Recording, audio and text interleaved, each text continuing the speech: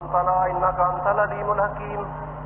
أعوذ بالله من الشيطان الرجيم. بسم الله الرحمن الرحيم. أجيب دعوة الداع إذا دعان فليستجيبوا لي وليؤمنوا بي لعلهم يرشدون. صدق اللہ مولانا العظیم. پچھلی دفعہ بات یہ ہو رہی تھی کہ ہماری دعائیں قبول کیوں نہیں ہوتی. اس ضمن میں چند باتیں میں نے عرض کی تھیں کہ اکثر یہ ہوتا ہے کہ ہم خشوع اور خضوع سے دعا نہیں مانگتے، ایک غافل انسان کی طرح اللہ سے التجا کرتے ہیں، اور حدیث میں واضح طور پہ آتا ہے کہ اللہ تعالیٰ اس آدمی کی دعا قبول نہیں کرتا جس کا دل غافل ہو، لاہن غافل ہے. اس کے علاوہ کچھ اور فیکٹرز بھی ایسے ہیں جن کی وجہ سے انسان کی دعا قبول نہیں ہوتی. بے صبری ہوتی ہے. انسان یوں کہنے لگ جاتا ہے کہ اللہ تعالیٰ تو ہماری سنتا نہیں، میں تو بڑی مدت سے مانگ رہا ہوں، وہ تو ہماری دعا کو سنتا ہی نہیں. اسے رسول اکرم صلی اللہ علیہ وسلم نے بے صبری کہا کہ جب اس قسم کے الفاظ ہماری زبان پر آنے لگے. پھر اس کے ساتھ ایک تیسری بات جو بہت اہم ہے کہ دعا کے قبول ہونے کے لیے حلال کھانے کا لازمی اور ضروری واسطہ ہے کہ جو آدمی حرام کھاتا ہے اس کی دعا اللہ تعالیٰ قبول نہیں کرتے. یہ بخاری شریف کی حدیث ہے، بڑی معروف حدیث ہے کہ رسول اکرم صلی اللہ علیہ وسلم نے ذاکر الرجل، ایک آدمی کا ذکر فرمایا، یطیل السفر، بڑا لمبا سفر کر کے جاتا ہے، عاشا واغبر، بال اس کے پورا گندا ہوتے ہیں سفر کی وجہ سے، سارے اس کے لباس کے اوپر جو ہے وہ غبار پڑا ہوا ہوتا ہے، مٹی سے اٹا ہوا ہوتا ہے. پھر وہ بیت اللہ میں پہنچتا ہے، وتعلق باستار الکعبہ، اور کعبے کے پردوں سے چمٹ جاتا ہے، دعا کرتا ہے یا رب یا رب یا رب، اے میرے پروردگار یہ میری مشکل حل ہو جائے، اے میرے پالن ہار میرا یہ مسئلہ حل ہو جائے، اے میرے پروردگار میری یہ آرزو پوری ہو جائے. یعنی اس طرح ایک نہیں کتنی دعائیں اللہ کی بارگاہ میں پیش کرتا ہے. لیکن رسول اکرم صلی اللہ علیہ وسلم فرماتے ہیں وَمَطْعَمُهُ حَرَامٌ وَمَلْبَسُهُ حَرَامٌ وَغُذِّيَ بِالْحَرَامِ. حالت یہ ہے ایسے آدمی کی، اس کا کھانا حرام کا، اس کا پینا حرام کا، اس کا لباس حرام کا، وَغُذِّيَ بِالْحَرَامِ، اور اس کی ساری غذا اوڑھنا بچھانا اس کا سارا حرام کا. تو رسول اکرم صلی اللہ علیہ وسلم فرماتے ہیں فَأَنَّىٰ يُسْتَجَابُ لِذَٰلِكَ، کہ ایسے آدمی کی دعا اللہ کیوں کر قبول کرے گا. تو دیکھیے یہ شکوہ تو اپنی جگہ پر برحق صحیح، یہ گلہ اپنی جگہ پر بجا صحیح کہ اللہ ہماری دعا قبول نہیں کرتا. ہم تو بہت مانگتے ہیں، ہم نے تو وہاں جا کے بھی دعائیں کی بیت اللہ میں بھی. تو یوں بھی غور کرنا چاہیے کہ اگر ہماری دعا قبول نہیں ہوتی اس کے پس منظر میں کہیں یہ معاملہ تو نہیں ہے کہ خدا نخواستہ ہمارا اوڑھنا بچھونا سارا حرام کا ہے. رسول اکرم صلی اللہ علیہ وسلم کا فرمان ہے کہ جس آدمی نے ایک لقمہ حرام کھایا، فرمایا 40 دن تک اس کی دعا قبول نہیں ہوتی. اس سے بڑی بات اور کیا ہو سکتی ہے. اور وہ آدمی کہ جس کا اوڑھنا بچھونا حرام کا ہو اور پھر وہ بیت اللہ میں جا کے دعا مانگے. اللہ ہمیں معاف رکھے. آج کل ہمارے معاشرے کے اندر یہ بات بہت عام ہو گئی. ہم نے بیت اللہ کو ایک پکنک موڈ بنا لیا ہے. ایک مری جانے کی بجائے بیت اللہ چلے جاؤ. جن لوگوں کے پاس سرمایہ ہے، جن کے پاس حرام کا پیسہ ہے، اور اللہ معاف کرے پھر وہ جاتے بھی اس نیت سے، وہاں سے سونا لائیں گے، ٹی وی لائیں گے، ٹرانزسٹر لائیں گے، اس قسم کی کچھ چیزیں. میں معذرت خواہ ہوں، 92 میں حج پہ جانے کا اللہ تعالیٰ نے شرف بخشا. کچھ لوگوں کو ان چشمے گناہ گار نے دیکھا، بیویاں ساتھ ہیں، کہتے ہیں جی چوتھا حج کر رہے ہیں، بتا بھی رہے لوگوں کو چوتھا حج کر رہا ہوں. چونکہ گروپ میں تھے، 40 کے گروپ میں تھے، جب واپس آئے تو بیوی کے یہاں سارے بازو دونوں وہ چوڑیوں سے بھرے ہوئے تھے. پتہ یہ چلا کہ حضرت صاحب کس لیے تشریف لاتے ہیں، یہ ایک قسم کا بزنس ہے، کاروبار ہے کہ یہ اتنا سونا لے آئے، یہاں آ کے بیچا، اگلے سال کے لیے پھر جو ہے اتنے پیسے بنا لیے کہ پھر آدمی وہاں چلا جائے۔ میں نیت پہ شک نہیں کرتا، میں صرف مثال کے طور پہ بات عرض کر رہا ہوں کہ اگر خدا نخواستہ بیت اللہ میں جانے کی نیت یہی ہے کہ مال کما کے لانا ہے، اور پھر سارے کے سارے طریقے جو ہیں وہ سارے وہ بنیاد حرام ہے اس کی، اگر لباس حرام کا، کھانا حرام کا، پینا حرام کا، تو یاد رکھیے رسول اکرم صلی اللہ علیہ وسلم کا فرمان ہے فَأَنَّىٰ يُسْتَجَابُ لِذَٰلِكَ، ایسے آدمی کی دعا اللہ کیوں کر قبول کر سکتا ہے؟ تو اس لیے ضروری اور لازمی یہ ہے کہ اب اگر ہم سمجھتے ہیں، اگر ہم چاہتے ہیں کہ ہماری دعا اللہ کی بارگاہ میں قبول ہو، اس کے لیے حلال روزی جو ہے وہ لازمی اور ضروری بات ہے۔ یہ تو وہ اسباب ہیں جن کی بنیاد پر انسان کی دعا اللہ کے ہاں قبول نہیں ہوتی۔ اب میں یہ بات عرض کرنا چاہتا ہوں، کچھ دعا کے قبول ہونے کے آداب ہیں، اب اس طرف آنا چاہتے ہیں۔ یہ بات پچھلی دفعہ رہ گئی تھی، اس لیے آپ سے عرض کر دی ہے۔ اب دیکھیے دعا کے آداب میں سب سے پہلی چیز ہے کہ انسان کے اندر حلال بات تو ہو گئی کہ حلال کی کمائی ہونی چاہیے، حرام سے انسان کو کنارہ کش رہنا چاہیے۔ اب اس کے بعد بھی دعا کے کچھ آداب ہیں، اور ان میں سے سب سے پہلی بات یہ ہے کہ نیت اور اخلاص اللہ کی ذات کے ساتھ۔ اگر میرا بھروسہ ہی نہیں اللہ کی بات پر، اگر میں یہ سمجھتا ہوں کہ اللہ میری بات سنے گا ہی نہیں، تو پھر یاد رکھیے دعا قبول کیسے ہوگی؟ یہ بہن اسی طرح ہے جیسے آپ ایک ڈاکٹر کے پاس جاتے ہیں، دوائی تو آپ لے لیتے ہیں اور کہتے ہیں کہ یار ڈاکٹر ایسا ہی ہے، کوئی اچھی کوئی خاص دوائی نہیں تھی، اس نے پوری طرح چیک اپ کیا ہی نہیں ہے، تو یاد رکھیے اس دوائی پر، اس ڈاکٹر پر آپ کا اعتماد ہی نہیں ہے، تو اس کی تاثیر کیا ہوگی؟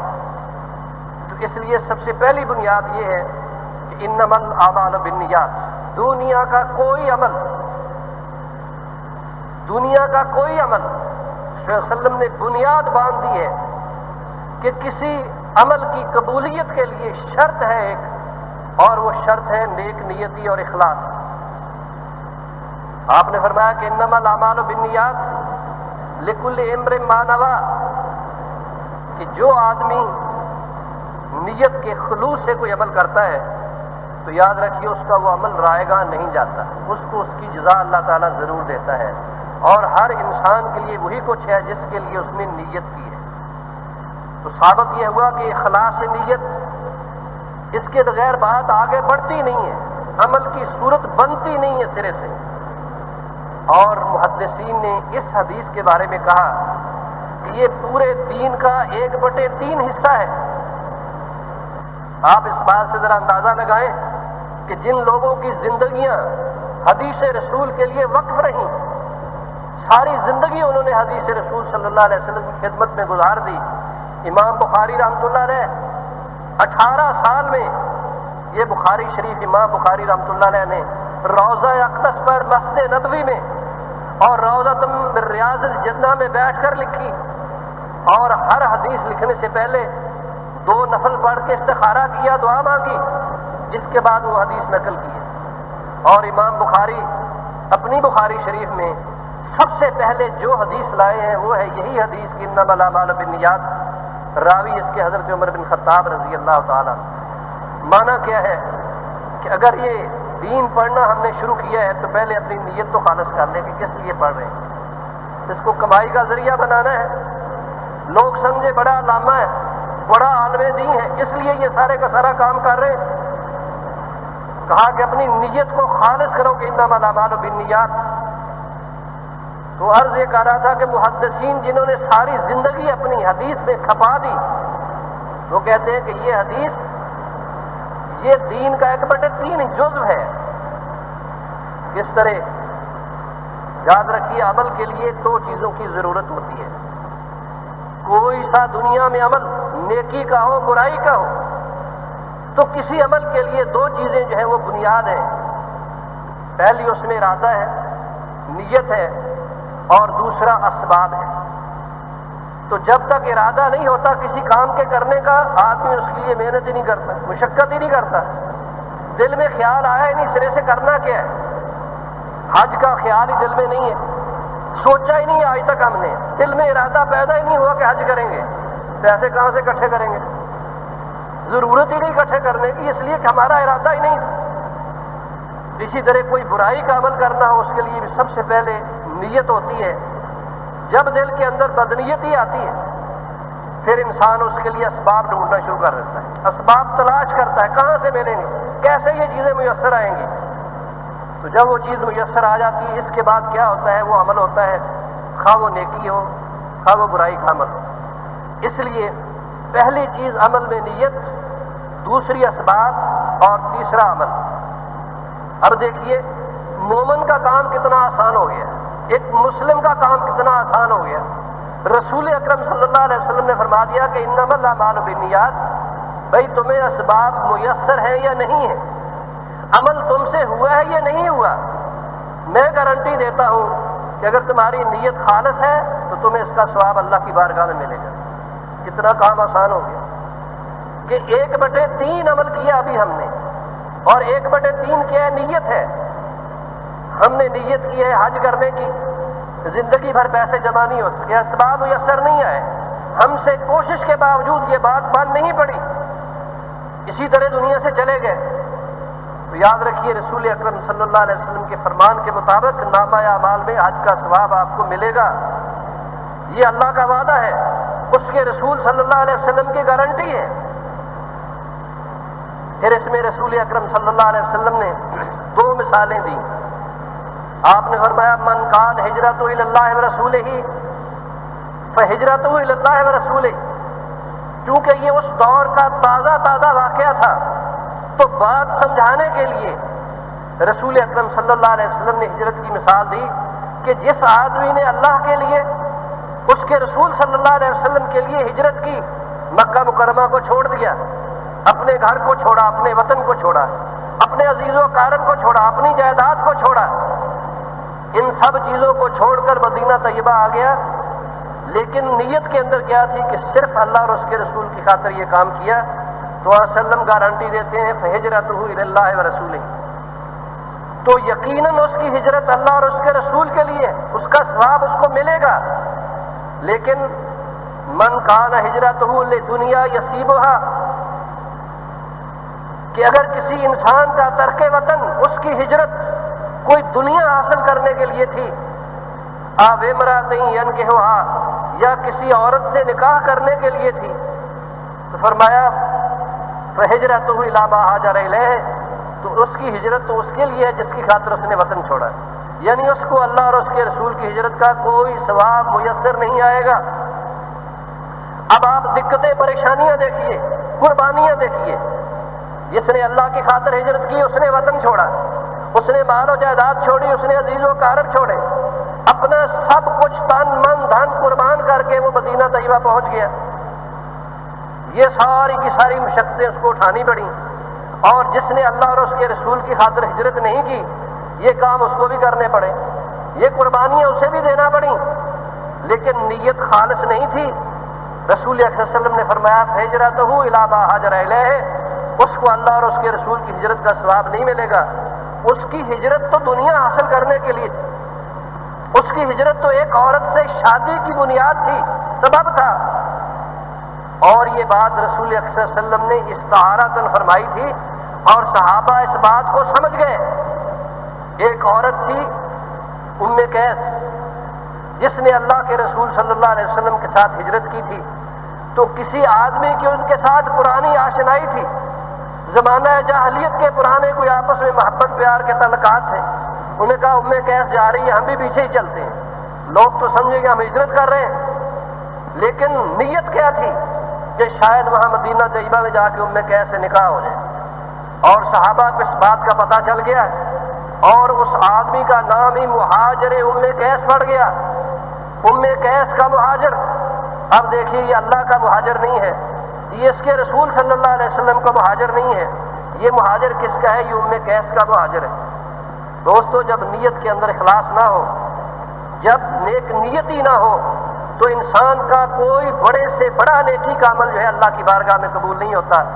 عرض یہ کر رہا تھا کہ دعا کے لیے یہ ضروری اور لازمی ہے کہ سب سے پہلے ہمیں اللہ کی ذات پر یہ ایمان ہو کہ میرا اللہ میری دعا کو سنتا ہے، میرا اللہ جو ہے میری باتوں کو سن کے ان کو مانتا بھی ہے۔ یہ جو میں نے آپ کے سامنے آیت پیش کی، اجیب دعوت الداع، جب اللہ کہہ رہا ہے کہ میں ہر پکارنے والے کی پکار کو سنتا ہوں، اذا دعان، وہ جہاں بھی بیٹھ کر پکارے، وہ جس گھڑی جس وقت مجھے پکارے، ٹائم کی سپیس کی کوئی قید اس کے اندر نہیں ہے۔ فرمایا تم مجھے پکارا کرو، میں تمہاری دعا کا جواب دوں گا، تمہاری دعاؤں کو قبول کروں گا۔ ادھر سے تو آواز یہی آتی ہے۔ تو اس لیے پہلی شرط دعا کی قبولیت کی کہ دعا ایک عبادت ہے، اور رسول اکرم صلی اللہ علیہ وسلم نے فرمایا عبادت ہی نہیں ہے، الدعاء مخ العبادہ، کہ دعا جو ہے وہ تو عبادت کا جوہر ہے۔ اور یہ سورہ فاتحہ کیا ہے جو ہر نماز کی ہر رکعت کے اندر پڑھی جاتی ہے؟ رسول اکرم صلی اللہ علیہ وسلم نے فرمایا کہ سب سے بڑی دعا سورہ فاتحہ ہے۔ سب سے بڑی دعا کیا ہے؟ سورہ فاتحہ ہے۔ حدیث قدسی ہے، بات دوسری طرف چلی جائے گی، میں ادھر جانا نہیں چاہتا۔ کسی دن انشاءاللہ الحمد کے بارے میں، سورہ فاتحہ کے بارے میں آپ کو بتاؤں گا کہ قرآن و سنت کے اندر اس کے بارے میں کیا لکھا ہوا۔ ہم نے اس کو انڈر ایسٹیمیٹ کیا ہوا ہے، ہم نے اس کی حقیقت اور معرفت جاننے کی کوشش نہیں کی۔ رسول صلی اللہ علیہ وسلم فرماتے ہیں یہ سب سے بڑی دعا ہے سورہ فاتحہ۔ بہرحال عرض یہ کر رہا تھا کہ پہلی بات کیا ہے؟ یہ اللہ کے ساتھ اخلاص نیت، اس پر ایمان، اس پر یقین۔ وَمَن يَتَوَكَّلْ عَلَى اللَّهِ فَهُوَ حَسْبُهُ، جو اپنے اللہ پہ توکل کرتا ہے اللہ اس کے ساتھ کیا کرتا ہے؟ اس کے لیے کافی ہو جاتا ہے۔ جو اللہ پہ توکل کرتا ہے اللہ اس پر کافی ہو جاتا ہے اس کے لیے۔ تو پہلی بنیاد تو دعا کی یہ ہونی چاہیے۔ نمبر 2، باوضو ہو کر۔ نمبر 3، قبلہ رو ہو کر بیٹھنا۔ یہ تو صورتیں ہیں آداب کی جو میں بیان کر رہا ہوں، ورنہ وہ کہتا ہے اجیب دعوت الداع۔ جیسے پچھلی دفعہ واقعہ بیان کیا تھا، آپ کو سفر میں کوئی تکلیف ہو گئی، آپ کو سفر میں کوئی پریشانی ہو گئی، اب ضروری نہیں ہے کہ آپ جا کے وضو کریں، پھر کوئی مصلی بچھائیں، پھر کسی مسجد میں بیٹھیں اور وہاں بیٹھ کر دعا شروع کریں۔ نہیں، وہ تو ہر وقت ہر جگہ کسی پل کسی گھڑی وہ غافل نہیں ہے، وہ سنتا ہے۔ اس وقت آپ کو اجازت، مظلوم آدمی ہے وہ کیا کرے گا؟ جب اس پہ ظلم ہو رہا ہوگا وہ اس وقت اللہ کو پکارے گا۔ اور اللہ کیا کہتا ہے؟ لا يحب اللہ الجہر بالسوء من القول الا من ظلم۔ فرمایا کہ مسلمان کی پردہ پوشی کرو، من ساتر مسلما ساترہ اللہ یوم القیامہ، کہ جو کسی مسلمان بھائی کی پردہ پوشی کرتا ہے اللہ قیامت کے دن اس کی پردہ پوشی کرے گا۔ لیکن جو مظلوم ہے اس کو اجازت دے رہا ہے کہ تم ببانگ دہل حلال اعلان مجھے پکار سکتے ہو۔ لا يحب اللہ الجہر بالسوء من القول، اللہ بری بات کو ببانگ دہل بیان کرنے کی اجازت نہیں دیتا، پسند نہیں کرتا۔ ہاں الا من ظلم، جس پر ظلم ہوا ہے اس کو اللہ تعالیٰ نے اس بات کی اجازت دی۔ اسی لیے رسول اکرم صلی اللہ علیہ وسلم نے فرمایا اتق دعوت المظلوم، مظلوم کی پکار سے بچو، مظلوم کی بد دعا سے بچو۔ فإن اللہ بینہ وبین اللہ لیس حجاب، کہ اس مظلوم اور اللہ کے درمیان کوئی فاصلہ نہیں ہوتا، اللہ کے اور اس کے درمیان کوئی فاصلہ نہیں ہوتا۔ تو عرض یہ کر رہا تھا کہ مظلوم کو اللہ تعالیٰ نے اونچا پکارنے کی اجازت دی ہے، وہ ببانگ دہل حلال اعلان جو ہے اپنا فریاد رسی کے لیے اللہ کے پاس یہ التجا کر سکتا ہے۔ لیکن عام حالات میں بات یہ ہے کہ باوضو ہو کر، اس لیے کہ وضو بھی ایک عبادت ہے، وضو بھی ایک عبادت ہے۔ معذرت خواہ ہوں، ہمیں وضو کا سلیقہ اور کرینہ بھی نہیں ہے، جلدی جلدی آئے ہاتھ منہ دھو دھا کے اور یوں آ کے نماز میں کھڑے ہو گئے۔ نمازیں بھی ہماری ایسے، جی وضو بھی ہمارے ایسے، اللہ ہمیں اس سے محفوظ رکھے۔ اس باغ الوضو حدیث کے الفاظ ہیں کہ وضو جو ہے اس کو مکمل طریقے سے ادا کرنا، باقاعدہ بسم اللہ پڑھ کے نیت کر کے، پھر اس انداز سے جو رسول اکرم صلی اللہ علیہ وسلم نے بتایا اس طریقے کے مطابق وضو کرنا، یہ ایک عبادت ہے۔ اور حدیث کے الفاظ ہیں لا یحافظ علی الوضوء الا المؤمن، کہ وضو کی حفاظت نہیں کرتا مگر جو آدمی مومن ہوتا ہے۔ بعض لوگوں کو آپ نے دیکھا ہوگا وہ ہر دم باوضو رہتے ہیں، 24 گھنٹے، آٹھوں پہر کوشش ان کی یہ ہوتی ہے، وقت کی عبادت، کچھ نہیں جاتا۔ بگڑتا بھی کچھ نہیں ہے، صرف یہ ہے کہ جب وضو ٹوٹ گیا وضو دوبارہ کر لیا، دن میں 4 دفعہ کرنا پڑے 5 دفعہ تو الحمدللہ ہم کرتے ہی ہیں، لیکن اگر درمیان میں ایسا یہ اہتمام کر لیا جائے کہ جب آدمی کو احساس ہو اس کا وضو ٹوٹ گیا دوبارہ وضو کر لے، تو یاد رکھیے وہ آدمی عبادت میں ہوتا ہے، اس لیے کہ نماز کے لیے وضو شرط ہے، اور اگر کوئی آدمی بغیر وضو نماز پڑھے تو پھر کیا ہوگا؟ اس کی نماز ہی سرے سے قابل قبول نہیں ہے۔ تو ثابت یہ ہوا کہ نماز کا آغاز جو ہے وہ وضو سے ہوتا ہے، اس لیے وضو اللہ تعالیٰ کی ایک عبادت ہے۔ اس اعتبار سے جو آدمی وضو کر کے پھر قبلہ رو ہو کر بیٹھے، جی بیت اللہ کی طرف منہ کرنا، یہ بھی رسول اکرم صلی اللہ علیہ وسلم سے ثابت کہ بیت اللہ کو منہ کر کے، میں نے آپ سے عرض کیا ایمرجنسی میں کوئی ضروری نہیں ہوتا، لیکن یہ آداب دعا کے اندر یہ بات آتی ہے کہ جب ہم اللہ سے کوئی بات مانگنا چاہیں تو اس وقت یہ اہتمام کرنا چاہیے۔ اس کے ساتھ محدثین نے لکھا خوشبو لگانا، جی خوشبو لگانا، اس لیے کہ رسول اکرم صلی اللہ علیہ وسلم کو بھی خوشبو بہت پسند تھی، آپ ہمیشہ معطر رہتے تھے، خود رسول صلی اللہ علیہ وسلم کے پسینہ مبارک سے خوشبو اٹھتی تھی، لوگ اس کو شیشیوں میں بند کر لیا کرتے تھے۔ کیا کرتے تھے؟ پسینہ مبارک کو شیشیوں میں بند کرتے تھے۔ ام سلیم رضی اللہ تعالیٰ عنہ وسلم گھر میں تشریف لائے، پسینہ آیا تو فٹافٹ بھاگ کے برتن لے آئیں، پسینہ جمع کر کے کہا کہ میں اس کو اپنے عطر میں ملا کے رکھتی ہوں، میرے عطر کی خوشبو زیادہ ہو جاتی ہے۔ ابھی اس راہ سے کوئی گیا ہے، ابھی اس راہ سے کوئی گیا ہے، کہے دیتی ہے شوخی نقش پا کی کہ رسول اکرم صلی اللہ علیہ وسلم کو صحابہ گلیاں سونگھ کر پہچان لیتے تھے کہ وسلم کا یہاں سے گزر ہوا ہے۔ ایک خوشبو تھی جو رسول اکرم صلی اللہ علیہ وسلم اس میں رچے بسے رہتے تھے، لیکن اس کے علاوہ رسول اکرم صلی اللہ علیہ وسلم کو خوشبو بہت عزیز تھی۔ فرمایا حبب علی من دنیاکم ثلاث، اور مجھے تمہاری دنیا سے، اپنی دنیا نہیں کہا، مجھے تمہاری دنیا سے اللہ تعالیٰ نے 3 چیزوں کی محبت دی ہے۔ یہ نہیں کہ مجھے محبت ہے، حببا جو دوست عربی سمجھتے ہیں یہ ماضی مجہول کا صیغہ ہے، حببا مجھے محبوب کی گئی 3 چیزیں من دنیاکم، تمہاری دنیا میں سے، میرا دنیا سے کوئی تعلق نہیں، کوئی واسطہ نہیں، اس تمہاری دنیا سے مجھے 3 چیزیں اللہ تعالیٰ نے محبوب کی ہیں۔ الطیب سب سے پہلی خوشبو، والنساء نیک بیوی، وقرۃ عین فی الصلاۃ اور میری آنکھوں کی ٹھنڈک نماز۔ قرۃ عین فی الصلاۃ یعنی سب سے بڑھ کر جو چیز دنیا میں مجھے عزیز ہے وہ نماز ہے، لیکن خوشبو رسول اکرم صلی اللہ علیہ وسلم کو محبوب تھی، تو اس لیے دوستوں خوشبو لگا کے ذرا، پھر بات آ جائے گی وہی کہ کولون لگا لے جی، یہ جو انگلش سارے کے سارے آتے ہیں عطر وغیرہ، کوشش کیجئے ان سے اجتناب کیجئے۔ آپ کے پاکستان کے اندر دیسی عطر جو ہیں بہترین سے بہترین ملتے ہیں، ان کا استعمال کیجئے تاکہ الکوہل کا مسئلہ اس میں سے چلا جائے۔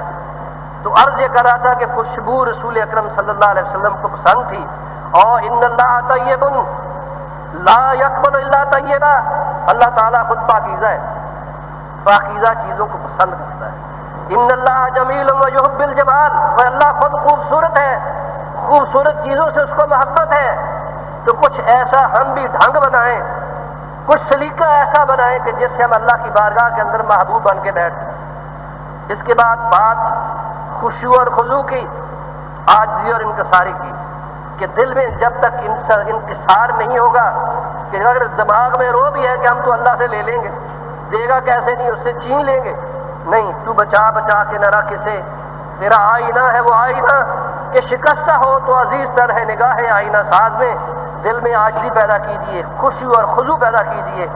رسول اکرم صلی اللہ علیہ وسلم نے فرمایا کہ الایمان بین الخوف والرجاء، کہ ایمان جو ہے وہ خوف اور امید کے درمیان چیز کا نام ہے، یعنی اللہ کی بارگاہ میں ڈرتے ہوئے اس کی ہیبت، اس کا دبدبہ اپنے ذہنوں میں طاری کر کے، اور ساتھ اس امید کے ساتھ کہ میرا اللہ میری بات کو رد نہیں کرے گا، میرا ایمان ہے، میرا یقین ہے اس کے ساتھ، اس انداز سے دعا کیجئے، انشاءاللہ العزیز دعا قبول ہوگی۔ اس کے بعد ان آداب کے بعد تھوڑا آگے بڑھتے ہیں۔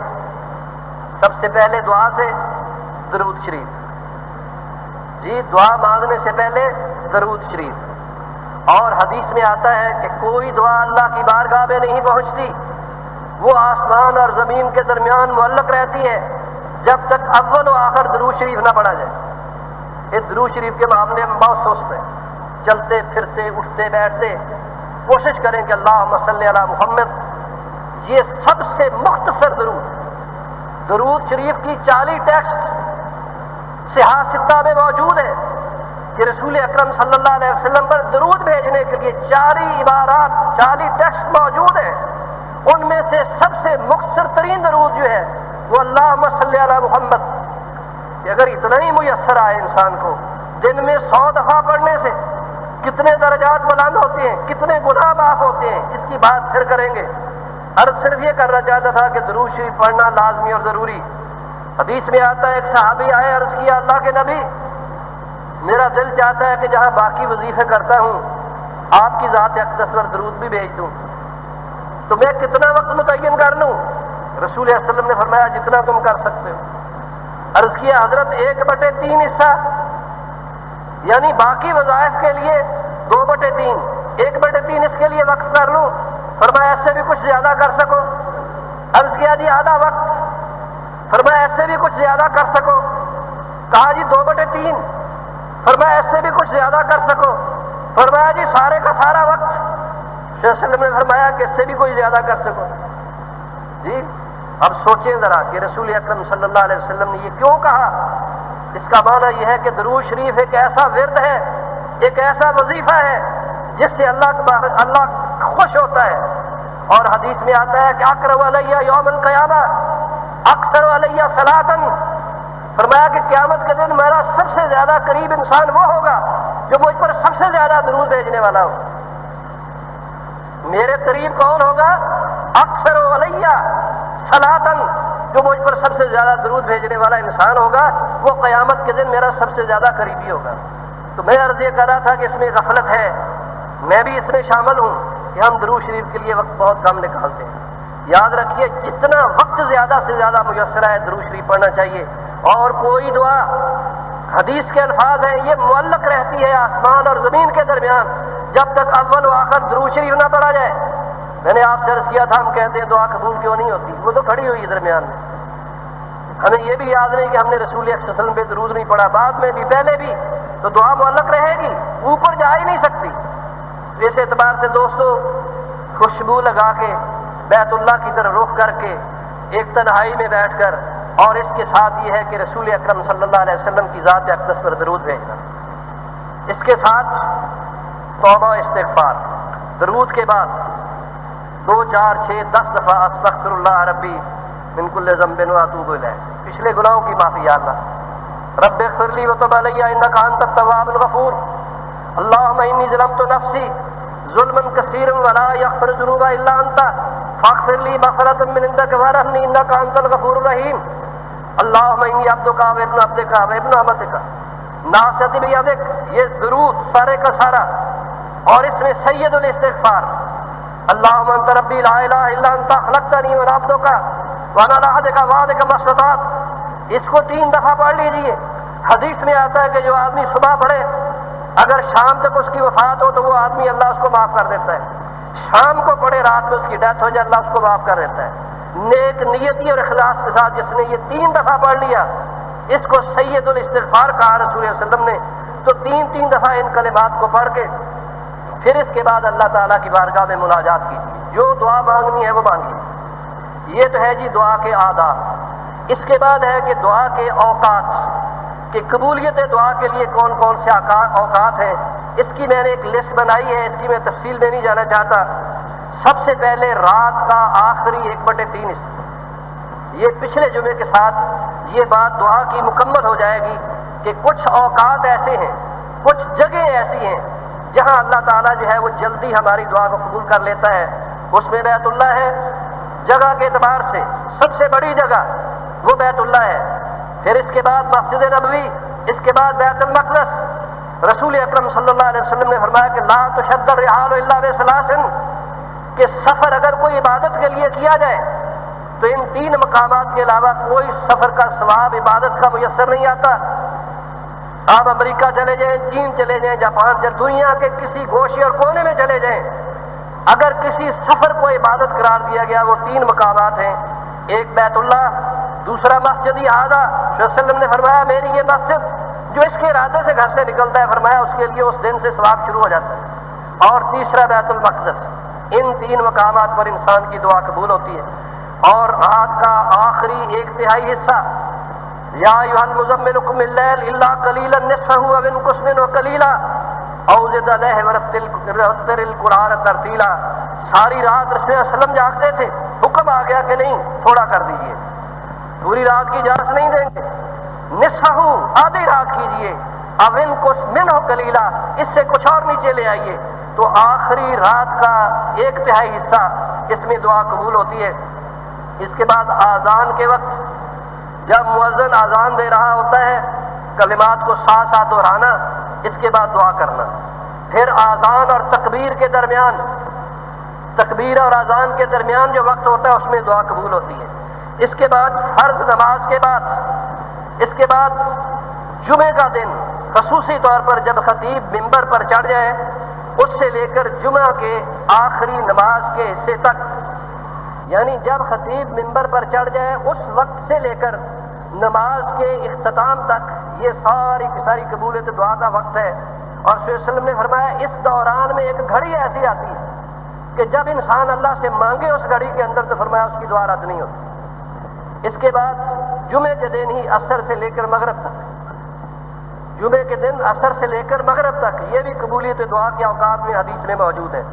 اس کے بعد ہے روزہ افطار کرتے وقت، اور آخری بات بارش کے وقت، اس لیے کہ جو باران رحمت ہوتی ہے جس میں اللہ تعالیٰ کی رحمت دنیا کو ڈھانپ لیتی ہے، تو بارش کے دور انسان دعا کرے تو اللہ تعالیٰ اس کو قبول کرتا ہے۔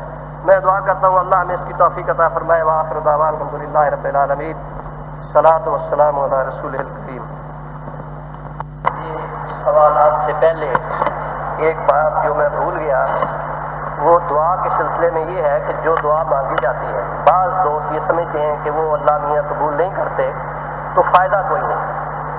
یاد رکھیے دعا فائدے سے خالی ہرگز نہیں ہے۔ جو دعا مانگی جاتی ہے یا تو حدیث میں آتا ہے اللہ تعالیٰ اس کو فوراً آپ کے لیے قبول کر لیتے ہیں، اس کا انجام آپ کے سامنے آ جاتا ہے، آپ خوش ہو جاتے ہیں، اور یا اللہ اس دعا کو سٹور کر لیتے ہیں۔ بعض بات آدمی مانگتا ہے اس کو یہ پتہ نہیں ہوتا مستقبل میں میرے لیے یہ فائدہ مند ہے یا نہیں ہے، تو اللہ اس دعا کو اس وقت تک اپنے پاس سٹور رکھتا ہے جب تک وہ آپ کے لیے فائدہ مند نہ ہو۔ گویا ضائع تو یہ بھی نہیں گئی، اس کے لیے ایک وقت اللہ تعالیٰ کی طرف سے متعین ہو جاتا ہے، پھر شاید وہاں جا کے قبول ہو جاتی ہے۔ تیسری بات یہ ہے کہ اگر وہ قبول نہ ہو دنیا میں، نہ جلدی نہ دیر، تو اس کو اللہ تعالیٰ آخرت کے لیے ذخیرہ بنا لیتا ہے، اس لیے کہ وہ سمجھتا ہے کہ اس کے لیے یہ فائدہ مند نہیں تھی، لیکن چونکہ دعا ایک عبادت ہے وہ آخرت کے لیے آپ کا توشہ بن جاتی ہے۔ لہٰذا اس اعتبار سے یہ نہ سمجھیے کہ اگر خدا نخواستہ دعا قبول نہیں ہوئی تو وہ ضائع ہو گئی۔ دعا ضائع نہیں ہوتی، وہ اللہ کے پاس محفوظ رہتی ہے۔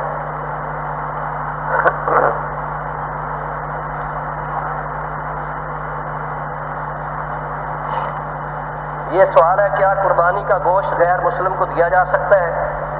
یہ بالکل جائز ہے، اس لیے کہ غیر مسلم جو ہیں آپ کے پڑوسی ہوتے ہیں، جس طرح ہم 3 حصے کرتے ہیں، ایک حصہ عزیز و اقارب کے لیے، ایک دوسرے پڑوسی رشتہ داروں کے لیے، اور ایک یتیموں غریبوں مسکینوں کے لیے، تو پڑوسیوں میں بھی آتے ہیں، یہ غریبوں میں بھی آ سکتے ہیں، تو اس لیے قربانی کا گوشت غیر مسلم کو دیا جا سکتا ہے۔ بندہ نے ایک فیکٹری لگائی ہے، اگر صحیح طریقے سے ٹیکس اور بجلی کا بل ادا کرے تو ہمارے مال کی کاسٹ اتنی زیادہ ہو جاتی ہے ہم مارکیٹ میں اپنا مال نہیں بیچ سکتے، تو کیا اس طرح مجبوری کی حالت میں یہ بھی حرام رزق ہے جبکہ میں 5 وقت کا نمازی ہوں؟ اب یہ سوال تو مجھ سے نہیں کرنا چاہیے تھا کہ جس چیز کے اندر ٹیکس بچانا، بجلی بچانا، گورنمنٹ کی طرف سے جو چیزیں ہمیں دینی پڑتی ہیں، تو یہ کسی صورت میں حلال تو نہیں ہو سکتا۔ کریں آپ فیکٹری چھوڑ کے کوئی دوسرا کام کر لیں، اس کے لیے تو پابندی اللہ نے کوئی نہیں لگائی ہوئی۔ اس نے تو یہ کہا کہ حلال رزق کھاؤ، تو اگر حلال کے اندر کچھ شائبہ دوسری چیزوں کا ہوگا تو یاد رکھیے یہ حلال تو نہیں رہے گا۔ کیا کھڑے ہو کر پیشاب کرنا جائز ہے؟ بخاری شریف سے ثابت ہے کہ رسول اکرم صلی اللہ علیہ وسلم نے کھڑے ہو کر پیشاب کیا ہے، ایسی 2 حدیثیں ملتی ہیں۔ دیکھیے یہ جائز والی بات ہوتی ہے، رسول اکرم صلی اللہ علیہ وسلم نے جو کام کیے ہیں اس میں جواز ہی نکلتا ہے، اور رسول اللہ علیہ وسلم نے اس وقت یہ ایک عمل کیا تھا جب آپ کے گھٹنوں کو تکلیف تھی، آپ بیٹھ نہیں سکتے تھے، تو امت کے لیے یہ آسانی ہو جاتی ہے۔ یہ نہیں ہے کہ حضرت صاحب نے پینٹ پہنی ہوئی ہے لہذا پینٹ جو ہے اس کے لیے بڑا مشکل ہے غسل خانے میں جانا، اس لیے جائز ہو گیا کہ کھڑے ہو کے پیشاب کر لینا چاہیے۔ مجبوری کی حالت میں جائز ہے، بیماری کی حالت میں، مجبوری کی حالت میں، مثلا آپ ہوائی جہاز میں ہیں، وہاں صورت ایسی کوئی نہیں، یا کوئی یورنل ایسا بنا ہوا ہے جس میں آدمی کی مجبوری ہے تو وہاں جائز ہے۔ یہ سوال بڑا لمبا ہے کمیٹی کے سلسلے میں کہ جی ایک آدمی نے کمیٹی ڈالی ہے 62,000 کی، تو دوسرے آدمی کو ضرورت تھی، اس نے 10,000 روپے کی وہ کمیٹی خرید لی ہے، یہ کاروبار ناجائز ہے۔ رسول اللہ علیہ وسلم نے فرمایا کہ پیسے کا پیسے سے، جنس کا جنس سے کاروبار جو ہے وہ حرام ہے، اس لیے یہ کمیٹی کی صورت جو ہے اس کو خریدنا یہ جائز نہیں ہے۔